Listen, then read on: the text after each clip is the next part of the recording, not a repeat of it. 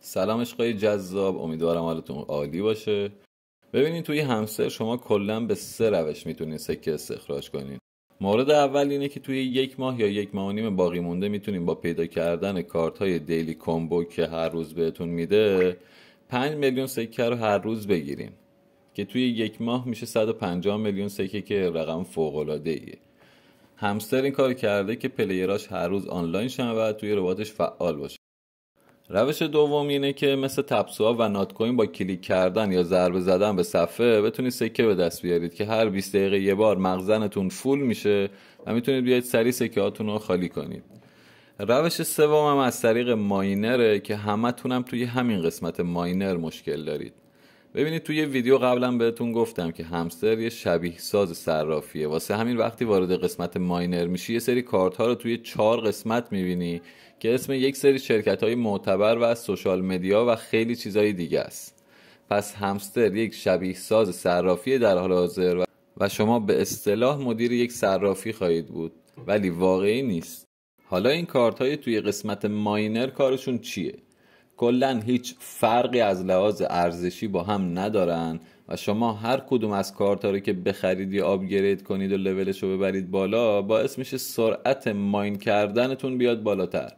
ماینر کلن کارش اینه که وقتی شما آفلاین هستید به مدت 3 ساعت براتون سکه جمع میکنه و شما با آپگرید کردن هر کارت این سکه رو بیشتر میکنید یا پروفیت رو بیشتر میکنید و این سکه یا همون پروفیت سرعت ماینر شماست. کلن سرعت ماینرتون توی هر ساعت پر هور که نوشته، یعنی توی هر ساعت این مقدار رو بهتون میده. حالا برای من مثلا زده 280,000 تا که مثلا هر ساعت 280,000 سکه برای من جمع میکنه. توی 3 ساعتی که آفلاین باشم و اصلا آنلاین نشم وقتی بیام میبینم 840,000 تا سکه برام جمع کرده، ولی بعد از 3 ساعت دیگه کار نمیکنه و باید یه بار حتما آنلاین بشین، سکه که براتون جمع کرده رو خالی کنید و بعد ماینر دوباره شروع میکنه براتون به کار کردن.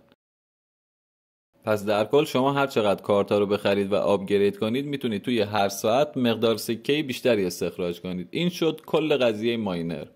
حالا اینکه میگن پروفیت رو ببریم بالا، کارتا رو آپگرید کنیم یا بریم کلیک کنیم تا سکه بهمون بده، کدومش بهتره؟ باید بگم که جفتش عالیه و در کل الان برنامه برای ما 3 روش استخراج سکه گذاشته. هم با کلیک کردن میتونی سکه در بیاری، هر ربع ساعت یه بار بیای مخزنتو خالی کنی. هم ماینر گذاشته که ارتقا بدی ماینر تو و تایم هایی که آفلاین هستی خود ربات برات سکه جمع کنه و هم میتونی با پیدا کردن کارت های روزانه 5 میلیون سکه مفت بگیری. حالا یکی هر 3 روش رو انجام میده و کلی سکه به دست میاره، یکی هم کلا به فکر اینه که کدومش بهتره کدومش بدتره و سکه زیادی هم استخراج نمیکنه. بستگی به حجم فعالیتتون میتونید سکه جمع کنید. و در آخرم میگم که سعی کنید تا 1 هفته اول از این 5 میلیون سکه روزانه‌ای که به دست میارید فقط برید کارتا رو آپگرید کنید که سرعت استخراج و ماینرتون بیاد بالاتر یا همون پروفیت رو بیارید بالاتر که اون تایمایی که آفلاین هستید براتون سکه بیشتری توی هر ساعت استخراج کنید. هر وقت هم که وقت داشتید و حوصله داشتید بیاید توی ربات و اون مخزنتون رو با کلیک کردن خودتون خالی کنید که یه مقدار سکه هم اینجوری بگیرید. و اگه هر 3 روش رو توی این 1 ماه انجام بدید قطعاً بالای 250 میلیون سکه در اختیار خواهید داشت آخر برنامه که بخواد تموم بشه این پروژه ایردراپ. امیدوارم همه چی توی این ویدیو بهتون گفته باشم و سوالی براتون نمونه.